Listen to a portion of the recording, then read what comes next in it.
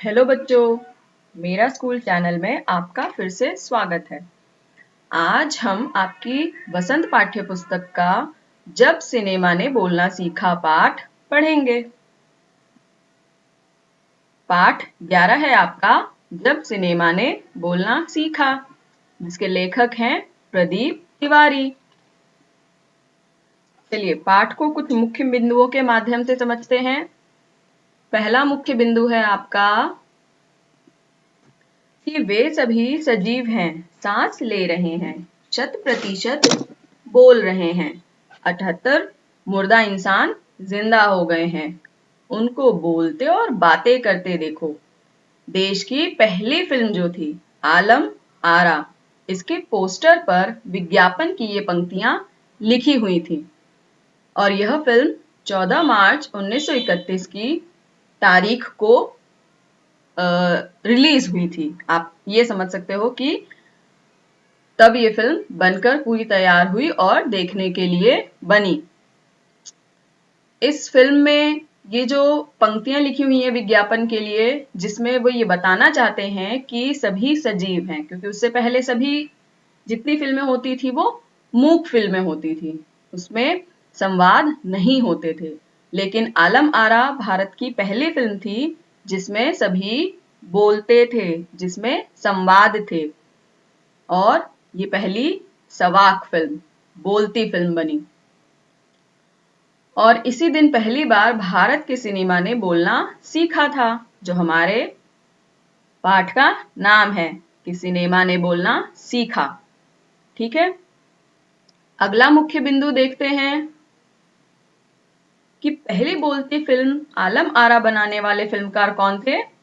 Ardeshir M ईरानी।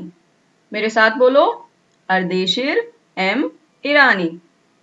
इन्होंने 1929 में Hollywood की एक बोलती फिल्म देखी थी, हॉलीवुड की बोलती फिल्म शो बोट देखी थी। उस शो बोट से इनके मन में फिल्म बनाने की इच्छा जागृत हुई और फिर उन्होंने क्या किया, पारसी रंगमंच का, यानी कि पारसी रंगमंच का एक नाटक था, बहुत ही लोकप्रिय नाटक, उसको आधार बनाकर इस फिल्म आलम आरा की पटकथा बनाई। चलिए आगे बढ़ते हैं, अगला बिंदु देखते हैं कि आलम आरा के संगीत में महज 3 वाद्य थे। कौन कौन से? तबला, हारमोनियम और वायलिन। और इसमें किसी भी संगीतकार या गीतकार का नाम स्वतंत्र रूप से नहीं था, मतलब कि अलग से एक तरीके से कि भाई इन्होंने गाना गाया है, लता मंगेशकर ने गाया है या आशा भोसले ने गाया है या किशोर कुमार ने गाया है, ऐसे कोई नाम नहीं डाला गया था। और संगीतकार भी जैसे ए आर रहमान या पहले के जो भी संगीतकार और गीतकार हुआ करते थे, उन सबके नाम नहीं थे। और लेकिन पार्श्व गायक यानी पर्दे के पीछे गाने वाले, उसमें से WM खान का नाम जरूर था कि ये पहले पार्श्व गायक थे और इन्होंने पहला गाना गाया, दे दे खुदा के नाम पर प्यारे अगर देने की ताकत है। सुना है आप सबने ये गाना? चलिए अगर नहीं सुना है तो इस गाने को अब अवश्य सभी सुनेंगे। अगला बिंदु देखते हैं, चौथा बिंदु, कि फिल्म में नायिका कौन थी? नायिका थी जुबैदा और नायक थे विट्ठल, उस दौर के सर्वाधिक पारिश्रमिक पाने वाले स्टार। पारिश्रमिक, मेहनताना। पारिश्रमिक का मतलब मेहनताना। मेहनताना क्या होता है? जब किसी कार्य को करने के बाद हमें जो भी धन मिलता है वो हमारा पारिश्रमिक कहलाता है। अगला बिंदु देखते हैं कि यह फिल्म 14 मार्च 1931 को मुंबई के मैजेस्टिक सिनेमा में प्रदर्शित की गई थी। यह फिल्म कब प्रदर्शित की गई? 14 मार्च 1931 को मैजेस्टिक सिनेमा में, मुंबई के मैजेस्टिक सिनेमा में प्रदर्शित की गई थी। और 8 सप्ताह तक तो ये फिल्म इतनी हाउसफुल चली कि भीड़ थी। भाई भीड़ हो भी क्यों ना, देश की पहली बोलती फिल्म जो थी। तो उस फिल्म को देखने के लिए सभी उत्सुक थे, तो भीड़ तो होनी ही थी और इतनी भीड़ होती थी कि लोगों से नियंत्रित भी नहीं होती थी। चलिए अगले बिंदु पर चलते हैं। देखिए छठा बिंदु है हमारा कि जब पहली बार सिनेमा ने बोलना सीखा तो सिनेमा में काम करने के लिए पढ़े लिखे अभिनेता और अभिनेत्रियों की जरूरत शुरू हुई, क्योंकि अब संवाद बोलने थे। क्या है मुख्य रूप से? संवाद बोलने थे। पहले संवाद नहीं बोलने होते थे, लेकिन अब संवाद बोलने हैं, क्योंकि अब सिनेमा ने भी बोलना सीख लिया है। और अब अभिनय से सिर्फ काम नहीं चलने वाला था। मूक फिल्मों के दौर में क्या होता था कि पहलवान जैसे शरीर वाले से, स्टंट करने वाले से या उछल कूद करने वाले अभिनेताओं से भी काम चल जाता था, क्योंकि संवाद तो बोलने नहीं थे और अब उन्हें क्या करना है? संवाद बोलना था। इसलिए इसके बाद गायन की प्रतिभा की भी कद्र होने लग गई, यानी गाना गाने की प्रतिभा। इसीलिए हम कहते हैं कि आलम आरा के बाद आरंभिक जो मतलब सवाक जो दौर चला फिल्मों का, इसमें गायक अभिनेता बड़े पर्दे पर नजर आने लगे और हिंदी और उर्दू भाषाओं का महत्व बढ़ा, क्योंकि अब जब हमें संवाद बोलने हैं तो किसी न किसी भाषा के माध्यम से ही बोले जाएंगे। सिनेमा में पहले देह और तकनीक की भाषा चलती थी, दैहिक भाषा यानी कि सांकेतिक भाषा, तकनीकी भाषा। अब इन सब की जगह पर हमें बोलचाल की भाषाओं का दाखिला हुआ, यानी हमें सभी संवादों को बोलना था। चलिए इन बिंदुओं के माध्यम से आपको पाठ की समीक्षा समझ आई होगी। आगे बढ़ते हैं। और ये था हमारी फिल्म आलम आरा का पोस्टर। चलिए आगे प्रश्न अभ्यास करते हैं। पहला प्रश्न, जब बोलती फिल्म प्रदर्शित हुई तो उसके पोस्टर पर कौन से वाक्य थे? अभी हमने पहली ही मुख्य बिंदु में हमने इसको पढ़ा है। और इस फिल्म में कितने चेहरे थे? चेहरे से मतलब कितने लोगों ने काम किया था, ये हमें स्पष्ट करना है। चलिए उत्तर देखते हैं कि आलम आरा फिल्म जब प्रदर्शित हुई थी तो उसके पोस्टर पे ये वाक्य थे। क्या थे? सभी सजीव हैं, सांस ले रहे हैं, 100% बोल रहे हैं, 78 मुर्दा इंसान जिंदा हो गए हैं, उनको बोलते और बातें करते देखो। यानी कि इसमें 78 लोगों ने काम किया था। कितने चेहरे थे? 78 लोगों ने काम किया था। चलिए आगे बढ़ते हैं। 78 लोग काम कर रहे थे। प्रश्न 2 देखते हैं। प्रश्न 2 में है कि पहला बोलता सिनेमा बनाने के लिए फिल्मकार अर्देशिर एम ईरानी, हमने पढ़ा ना, अर्देशिर एम ईरानी ने ही आलम आरा फिल्म बनाई थी, तो इनको प्रेरणा कहां से मिली और आलम आरा फिल्म के लिए आधार कहां से लिया? ठीक है, हमें क्या बतानी है कि उनको प्रेरणा कहां से मिली और उन्होंने आधार कहां से लिया।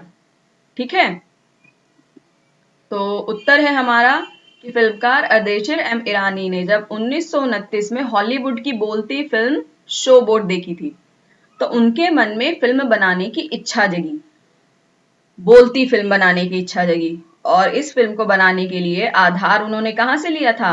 पारसी रंगमंच के लोकप्रिय नाटक से लिया था। ये हमारे मुख्य बिंदु में भी हमने पढ़ा। चलिए आगे बढ़ते हैं।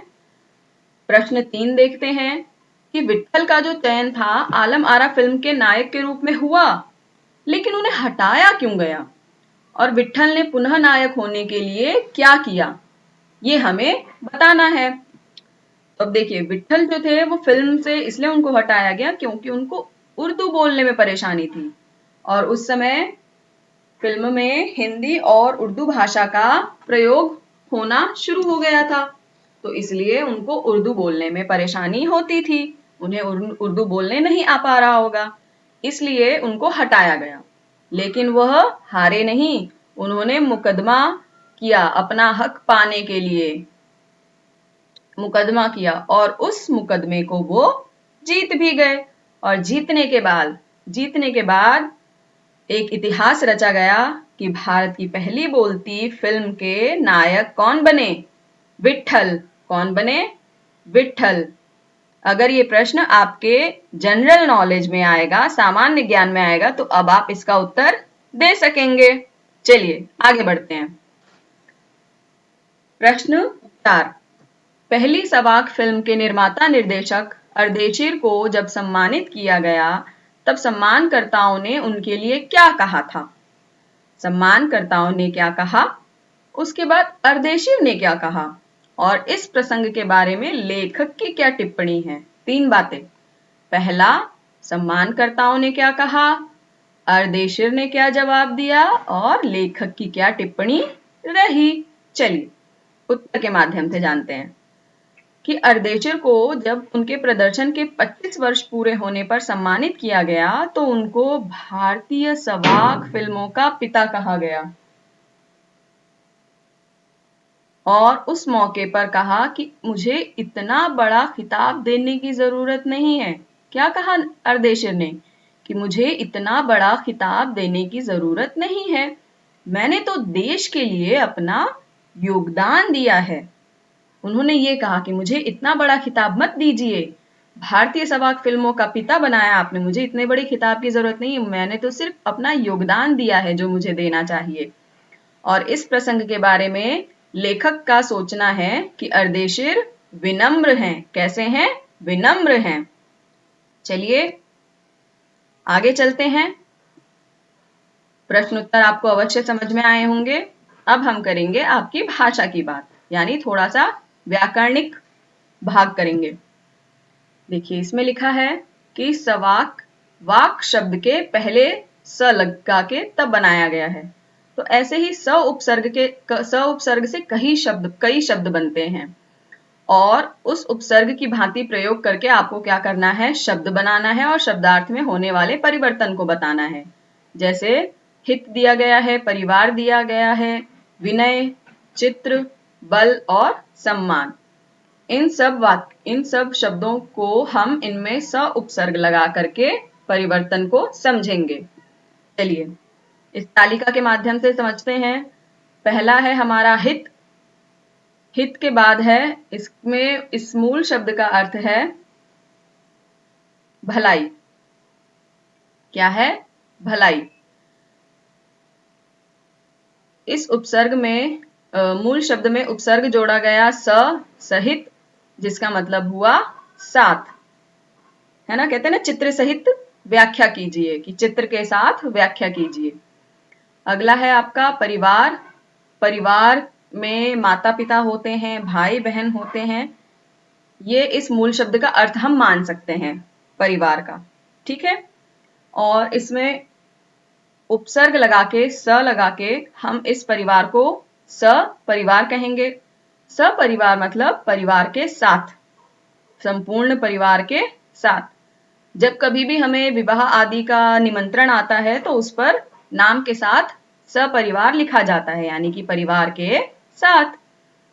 अगला शब्द है हमारा मूल शब्द विनय। इसका मतलब होता है विनम्रता से, नम्रता पूर्वक बात करना। अगर इसमें हम स उपसर्ग लगाएंगे तो ये सविनय बन जाएगा। सविनय यानी कि विनय के साथ। अवश्य ही हिंदी के आपने जब भी कभी पत्र लिखे होंगे, औपचारिक पत्र, तो उसमें आपने प्रधानाचार्य को लिखते समय जरूर लिखा होगा कि सविनय निवेदन है, यानी कि विनय के साथ, विनम्रता के साथ आपसे निवेदन है। चलिए अगला शब्द देखते हैं चित्र। चित्र यानी आपको पता है आरेख, कोई भी जो भी हम चित्र बनाते हैं वो सब आरेख है। और इसमें स उपसर्ग लगाएंगे सचित्र, यानी कि चित्र के साथ। बल, बल का अर्थ आपको पता ही है ताकत, शक्ति। स उपसर्ग लगा के सबल, सबल यानी कि बल के साथ, वह सबल पुरुष है, यानी कि उस पुरुष में बल है, वह पुरुष बल के साथ है। आगे सम्मान। सम्मान का मतलब है इज्जत, आदर। अर्थ तो हम जानते ही हैं। और सम्मान में स उपसर्ग लगाया ससम्मान। ससम्मान यानी आदर के साथ। चलिए आगे बढ़ते हैं। समझ में आ रहा है ना सबको? चलिए अब आपको मैं कुछ करने के लिए दे रही हूँ, ये आपके करने के लिए है, आपको करके बताना है। करेंगे ना सभी? जोर से बोलो। सभी करेंगे। हम इसमें उपसर्ग और प्रत्यय करेंगे। हमने पिछले पाठ 10 में भी उपसर्ग और प्रत्यय समझने और पढ़ने की कोशिश की, हमने इस पाठ में भी की। तो अब कुछ करने के लिए दे रही हूं कि उपसर्ग और प्रत्यय क्या होते हैं? शब्दांश होते हैं। वाक्य में इनका अकेला कोई प्रयोग नहीं होता, बस इतना अंतर है कि उपसर्ग जो है किसी भी शब्द में पहले आता है और प्रत्यय जो है बाद में आता है। प्रत्यय बाद में लगाया जाता है। कई सामान्य उपसर्ग हैं जैसे अ, अन, नी, दु, क, कु, स, सु, अध, बिन, औ, ये सब।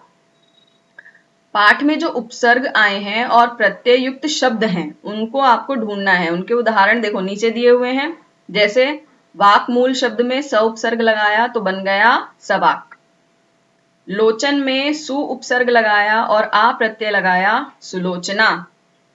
फिल्म में कार प्रत्यय लगाया फिल्मकार। कामयाब में ई प्रत्यय लगाया कामयाबी। तो ऐसे ही 15-15 उदाहरण खोजकर आपको लिखने हैं और हमें हमारे कमेंट बॉक्स में लिखकर बताने हैं। चलिए, हमारी वीडियो देखने के लिए आप सभी बच्चों का धन्यवाद। हमारी वीडियो को आपको पसंद करना है, लाइक करना है और दूसरों के साथ साझा भी करना है ताकि ये ज्यादा से ज्यादा लोगों को मिल सके। और हमारे चैनल को सब्सक्राइब भी करना है, हमारे मेरा स्कूल चैनल को।